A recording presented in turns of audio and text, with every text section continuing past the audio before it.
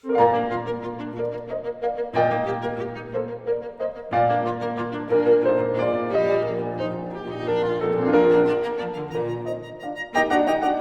gente falou um monte na temporada passada sobre a formação do caráter, sobre quem o professor tem que ser, como é que é essa evolução.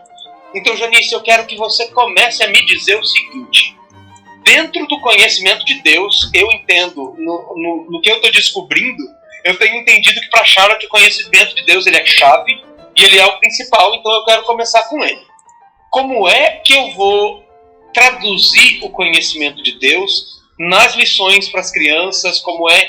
Que tipo de coisa eu trago? Como é que eu formo o ambiente do meu lar para que o conhecimento de Deus permeie? Então, pessoal, falando do conhecimento de Deus, nós temos um episódio em que nós falamos como a Charlotte divide as lições em conhecimento de Deus, conhecimento do homem, conhecimento do universo e as disciplinas que tem dentro de cada uma dessas lições.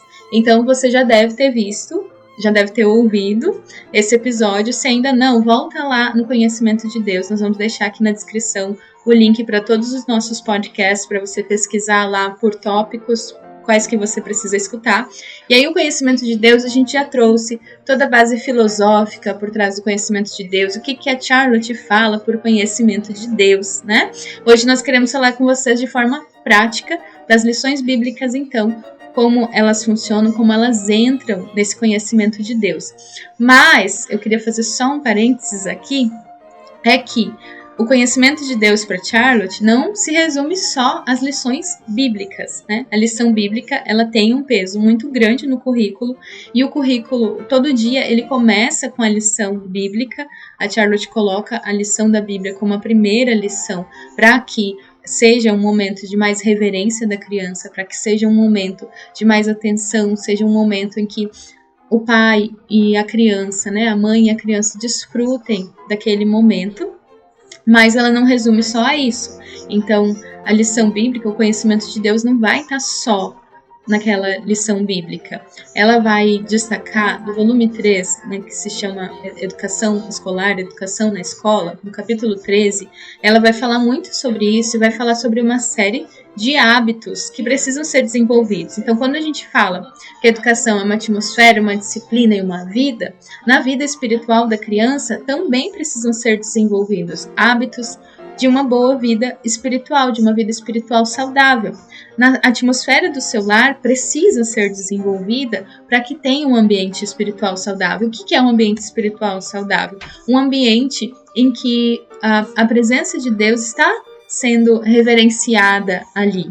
É um ambiente em que não se tome o nome de Deus em vão, vamos dizer assim. Não há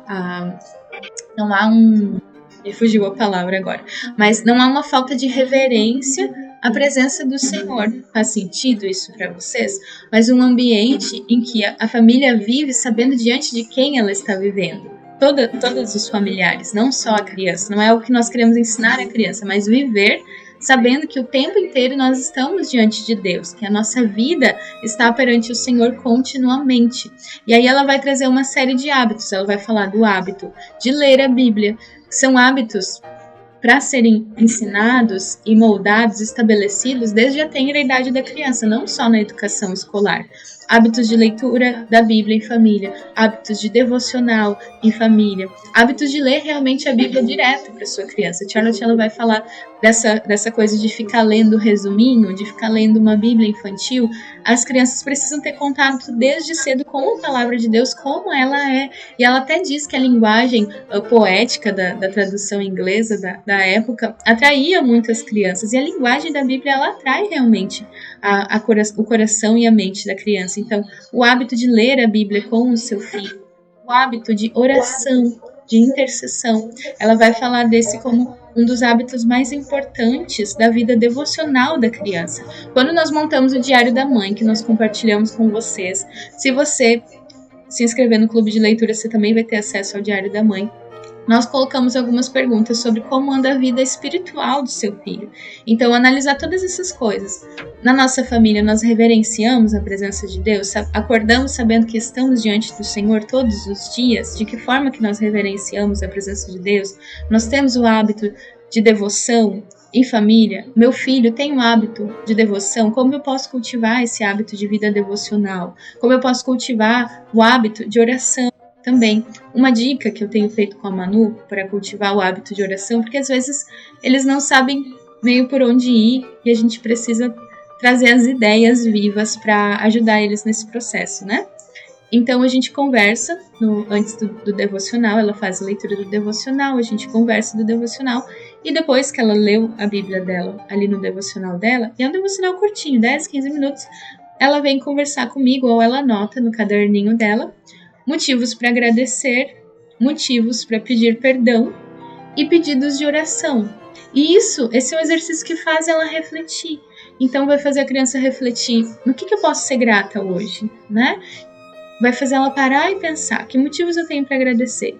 E escrever isso e depois colocar isso em oração. Motivos para pedir perdão. Foi muito engraçado porque esses dias a gente quando eu comecei a colocar esses 3 pontos para ela no devocional para ela fazer sempre, ela pegou e escreveu lá que ela queria pedir perdão porque ela tinha brigado com a Ruth, a irmã dela.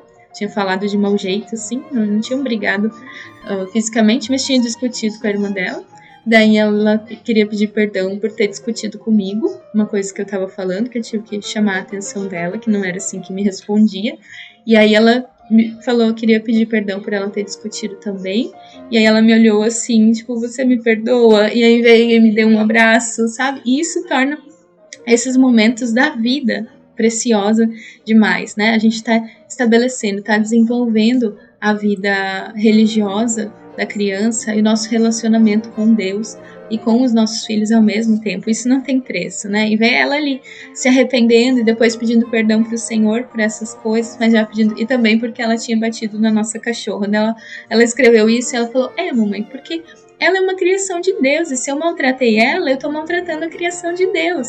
Então, ver para onde o Espírito Santo foi conduzindo ela durante essa oração, durante esse devocional, foi muito lindo, muito profundo. Então, eu estou compartilhando essa história para encorajar vocês que o conhecimento de Deus não é só a lição bíblica, tem uma série de hábitos que precisam ser desenvolvidos. Depois a gente pode colocar esses trechos do volume 13 do volume 3, do capítulo 13, para inspirar vocês, mas eu quero só trazer uma citaçãozinha aqui curta para a gente ir para a prática da lição bíblica, então. Mas a Charlotte vai falar no volume 3, ideias inspiradoras da vida religiosa. A parte mais importante do nosso assunto continua a ser considerada. As ideias inspiradoras que propomos dar às crianças nas coisas da vida divina. Este é um assunto que estamos um pouco propensos a deixar ao acaso.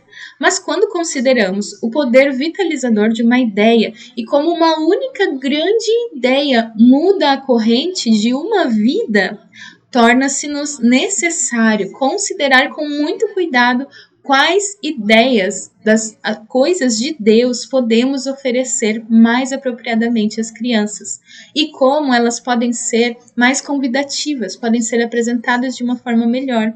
É um fato muito triste que muitas crianças tenham suas primeiras ideias de Deus já na idade escolar e que estas sejam um ser atento às suas deixem de ser atentas às suas transgressões ou entendam Deus como aquele que está sempre pronto para castigar.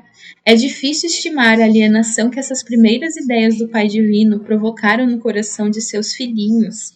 Outro perigo é para que as coisas da vida divina não se tornem muito familiares ou banais, que o nome de nosso abençoado Senhor seja usado sem reverência, isso é um perigo, e que as crianças devem ter a noção de que o Senhor Deus existe para o serviço, para a glória dele e não para elas, não para o serviço delas, né? Que as crianças existem para a glória de Deus e não que Deus existe para servi-las. No episódio do Conhecimento de Deus, nós conversamos sobre esses erros, mas a Charlotte ela é muito intencional de que o conhecimento de Deus seja apresentado corretamente para a criança, de que Deus seja apresentado como ele é, um pai, um rei, um sacerdote, um senhor dos exércitos, realmente como que é, e não só como um carrasco, como aquele que só vai castigar, mas saber que sim, ele é um justo juiz, saber que ele é santo. Mas aí, ok, Ok, como então que nós vamos estabelecer esse caminho? Se você ainda não conhece o Senhor, só para mim encerrar essa parte que eu já falei demais aqui, se você não conhece o Senhor, busque conhecer. Assim como o profeta Oséias fala, conheçamos e prossigamos em conhecer ao Senhor. Então busque ler mais a sua Bíblia, busque um bom curso bíblico que te faça crescer, que te faça entender a Bíblia como palavra de Deus, que te faça ir além, conhecer, para você estar pronto para representar e para trazer as ideias corretas de quem o Senhor é para a sua criança. Porque se você tiver uma visão errada de quem Deus é, você vai passar essa visão errada para a sua criança e ela vai crescer não conhecendo a Deus. Então, nosso primeiro dever como pais é que os nossos filhos conheçam ao Senhor, mas para isso nós precisamos conhecer primeiro. Agora vamos para a prática, né, Mari? Porque se deixar eu falo demais sobre esse assunto aqui. Mari, então, como que as lições vão ser feitas no currículo, né? Como que, de uma forma prática, como que a Charlotte estabelece esse caminho, por que que ela estabelece esse caminho? Nossa, foi uma bela introdução. Eu só queria complementar uma coisinha antes da gente começar a falar da prática, né? Uma coisa até que o Eric, conversando antes de começar a gravar o episódio, por que a lição da Bíblia? Aí uma imagem me veio na cabeça. Imagina um funil de cabeça para baixo, né? Ele é estreitinho e ele abre. Né? Eu vou ler essa citação para vocês, é uma citação que está no 6º volume que a Charlotte escreveu, da série Educação no Lar, que diz assim: mas que tipo de abordagem preparamos para as crianças em relação ao Deus de quem elas precisam, o Salvador em que tudo ajuda, o Rei que dá todo o prazer, comanda toda a adoração. A Bíblia é o livro mais interessante que conheço, disse uma jovem de 10 anos que tinha lido um bom número de livros e conhecia a sua Bíblia. Aos poucos, crianças adquirem aquele conhecimento, todos os outros conhecimentos que eles obtêm se reúnem em torno, e todas as outras disciplinas que nós vamos estudar no currículo proposto pela Charlotte vão apontar para o que Deus revela através da matemática, através da história. A Bíblia acontece. Eu vou, assim, decorrer um pouquinho de uma forma sucinta, né? Porque senão a gente pode ficar aqui por alguns dias falando disso. Então, só fazendo uma rápida recapitulação, nós já falamos assim brevemente de como a lição acontece. É um método que é basicamente o mesmo para qualquer lição. A gente começa fazendo uma conexão com a lição passada, né? Se essa é a primeira lição, não tem essa conexão, mas é uma breve conexão que o professor faz, ou que o professor pode pedir para o aluno: o que tu lembra da lição passada? Geralmente na lição bíblica o professor traz assim: ontem nós lemos tal e tal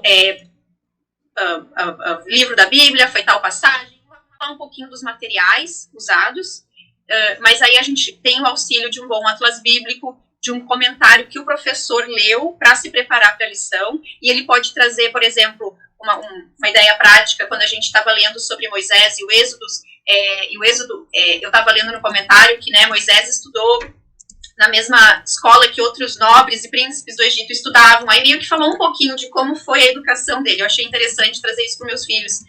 Então, assim, a gente tem que se preparar, claro, né, o nosso trabalho como professor, se preparar para a lição da Bíblia, e discernir o que é importante para o meu filho, para a minha filha, na idade dele, o que vai ser interessante compartilhar para fazer a lição, né, ainda mais relevante. Aí a gente lê a passagem da Bíblia, a passagem bíblica preparada para aquela lição. Nós lemos direto da Bíblia. No episódio do Conhecimento de Deus, nós falamos sobre isso, então eu vou tentar não ficar me repetindo, mas os pais leem, né, o professor lê do Antigo Testamento e do Novo Testamento. A criança vai começar a ler sozinha do Novo Testamento, vai chegar a um certo ponto que ela vai ler, mas o Antigo Testamento a gente continua lendo pelo menos até a criança ter uns 12 anos de idade, lá pela 6ª, 7ª série, porque existem certas omissões necessárias, né? A gente vai omitir não porque a gente acredita que ela não deva saber, mas nós vamos omitir porque ela ainda não está pronta para lidar com aquele conteúdo. E nós conhecemos as nossas crianças e nós podemos ver quando que ela está pronta. Recapitulando aqui, a gente vai ler a passagem bíblica preparada para aquela lição, e aí a criança divide as séries escolares por formulários. Então, o formulário 1 é o grupo da 1ª, 3ª série, o formulário 2 é da 4ª, 5ª, 6ª série, o formulário 3 é a 7ª série, 8ª série, e assim indo até subindo, vai até o formulário 6. E a gente pode deixar aqui na descrição do episódio um pouquinho mais explicando desses formulários. Conforme a criança for avançando em série, ficando mais velho, outros materiais são introduzidos. Por exemplo, lá no formulário 3, na 7ª série, a criança, além da Bíblia, ela vai, além de fazer a recapitulação, o professor faz uma breve introdução, lê a passagem bíblica, faz a narração, e aí a criança que está a partir do formulário 3 vai estar lidando com esse outro material também. Existe também uma parte da lição que a gente chama de discussão, e que ali o professor pode trazer uma nova ideia que leu no comentário bíblico, ou um mapa, ou hoje em dia até a gente pode buscar um documentário, uma parte de um documentário curto que possa ajudar a fazer essa lição ainda mais relevante. Então essa discussão é uma ideia nova que está sendo apresentada ali naquele momento. É sempre necessário fazer? Não é necessário fazer, mas às vezes enriquece um pouquinho mais a lição bíblica, né? Então, e para as crianças que estão a partir do formulário 3, como eu falei, que seria ali a 7ª série, elas vão ler o poema, vão ler esse livro, que é os evangelhos em ordem cronológica, e também elas vão narrar. Então, de uma forma geral, o método da lição bíblica acontece dessa forma. Janice, eu não sei, Eric, não sei se tem alguma pergunta, Janice, não sei se tem alguma coisa para acrescentar. Eu achei interessante o que você está falando sobre uma das coisas que é fundamental no que eu entendo de como a Charlotte leva, e eu acho que é sempre bom a gente relembrar, né? É ela dizendo que a criança é uma pessoa. Então, como essas crianças estão sendo ensinadas em casa e os pais estão com a atenção focada nessas crianças, eles podem discernir o que você estava falando, Mari, que é perceber o que a criança está pronta para discutir, o que a criança está pronta para ver, para ter a curiosidade, para discutir, para debater. E eu acho isso uma coisa super legal. É individual, é da pessoa. A criança é uma pessoa. Isso é uma coisa que eu achei super interessante. Isso é uma coisa que eu notei e que eu achei super, super legal, de como é necessária essa sensibilidade, tanto ao que o Espírito Santo está tratando, como ao que a criança já está trazendo dentro da vida dela, para poder fazer as perguntas e tudo mais. Eu queria ter uma coisa ainda na prática, de recomendação de material. Como é que a gente pode, por exemplo, como é que eu sei, ok, a gente vai fazer a lição bíblica. Eu começo por Gênesis, eu vou... A Charlotte sempre fala muito claramente que uma vez que a criança é uma pessoa, eu não vou emburrecer a coisa, eu não vou diminuir a coisa, como se a criança não tivesse capacidade, né? Então, como é que eu faço esse plano? Eu vou pegar a criança e vou só contar as historinhas de Noé, até que ela tenha uns 5, 6 anos, ou eu vou esperar fazer 16 anos para inserir Romanos e Hebreus, eu vou evitar Apocalipse para o resto da minha vida. Como é que eu entro nisso? Cantar só depois de casado? Sabe, como é que eu entro nisso? Como é que eu garanto que ao longo da vida essa criança tenha lido a Bíblia toda e possa interpretar? Porque quando eu penso em conhecimento de Deus, com o meu background em teologia, eu estou pensando em pneumatologia, em cristologia, eu estou pensando em bibliologia, como interpretar a Bíblia, que tipo de escrita é esse, isso é uma narrativa, é uma parábola. Eu estou pensando nas complexidades da interpretação, e eu sei que não é isso que você vai estar fazendo com a criança. Aliás, isso entra em algum motivo, em algum momento? Tem um momento dessa educação que você vai dizer, querido, agora nós vamos estudar teontologia bíblica, nós vamos entender os nomes de Deus, as características de Deus. Como é que isso é passado? Porque, obviamente, conhecendo a Ruth, conhecendo a Manu, conhecendo um pouquinho o Eric e o Luca, eu não vou conversar com eles sobre teontologia. Mas onde é que isso entra? Como é que a gente chega nisso? Isso é foco? Não é? Né? Tem um plano de leitura anual da Charlotte Mason. Me dá um pouco mais de detalhes que eu, apesar de não ser pai, eu tô olhando para isso e tô dizendo, ok, Vocês me prometeram prática. Eu quero saber o que eu faço. Dia 1, criança de 4 anos. Dia 1, criança de 12 anos. Dia 1, adolescente aos 17. Como é que eu lido com isso, gente? Muito Para de me bom, roubar, Eric. Janice. Muito bom, Ótima Eric. pergunta. Olha, quanta pergunta, né? Você vai ter que ir fazendo uma devagarinho aqui pra gente não se perder nas respostas. Vamos começar pelo começo, então. Eu acredito que a Janice também concorda, que a Bíblia deve ser lida, histórias bíblicas devem ser contadas desde que a criança é pequena, né? É grande o suficiente para entender, digamos assim. E, ok, hoje é dia de o que eu faço? Não é? Então, o Art, do Charlotte Mason Poetry, falou uma coisa sobre o currículo proposto por Charlotte Mason. Ele disse: descobri que ela desenvolveu um programa progressivo de estudo para crianças de 6 a 18 anos de idade, que é de tirar o fôlego em sua simplicidade, elegância e eficácia. Então, aqui a gente só vai tocar nos livros da Bíblia que eram estudados ao longo do ano escolar, né? Entre 6 e 18 anos aproximadamente. Então, no formulário 1, que engloba primeira, terceira série, e no formulário 2, que vai da quarta a sexta série, o Antigo Testamento, os livros de Gênesis, Mateus e o Êxodo, Josué e Juízes, Profetas e Reis. E no Novo Testamento, os evangelhos de Mateus, Marcos e um pouco do Atos, né? Porque o evangelho de Marcos é um pouquinho mais curto, e Lucas.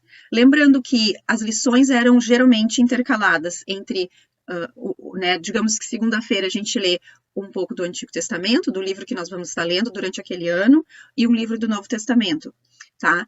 E a gente vai estar também colocando um pouco dessa informação em português, disponível em português, na descrição desse episódio. Aí, a partir do formulário 3, que começa ali com a 7ª série, até o formulário 4, que engloba a 8ª, 7ª série, a criança vai continuar lendo os livros do Antigo Testamento, de uma certa forma, ela vai ciclando. E toda vez que ela cicla, ela vai estar mais velha e vai poder se aprofundar mais. E outras partes são incluídas na leitura. Aí, ela vai começar a ler o Evangelho de João, né? Porque no início, ali nos primeiros 6 anos, ela vai estar lendo os Evangelhos sinópticos. Aí entra o Evangelho de João, porque também a partir do formulário 3, que é a 7ª série, ela vai começar a ler uma série de poemas traduzidos como O Salvador do Mundo, que é escritos pela própria Charlotte Mason. Ela escreveu essa série de poemas inspiradas pelo Evangelho de João. Então, a criança vai começar a estudar, a ter esse estudo um pouco mais profundo, né? Cada vez mais se aprofundando conforme ela vai crescendo. E aí, no ensino médio, ela vai estar lendo os outros livros dos profetas, vai chegar até, enfim, ela vai ter uma leitura compreensiva de toda a Bíblia. Ela vai continuar no Novo Testamento lendo as cartas e ela vai também estar lendo os evangelhos em ordem cronológica. Então, a Charlotte usava um livro, na época dela, que apresentava os evangelhos escritos em ordem cronológica. Então, esse programa de estudo, ele é bem elaborado, ela pensou nele de uma forma que a criança vá poder ter contato e aprofundar o seu conhecimento da história do povo de Deus, né, da nossa história, que eu já falei em alguns episódios, que começa lá em Gênesis 1:1, e ter esse plano de estudos progressivo, que vai se aprofundar cada vez mais conforme ela vai crescendo. Então, como eu falei, nós vamos deixar essa informação aqui e também o link da onde esse material pode ser achado em inglês no site do Charlotte Mason Poetry.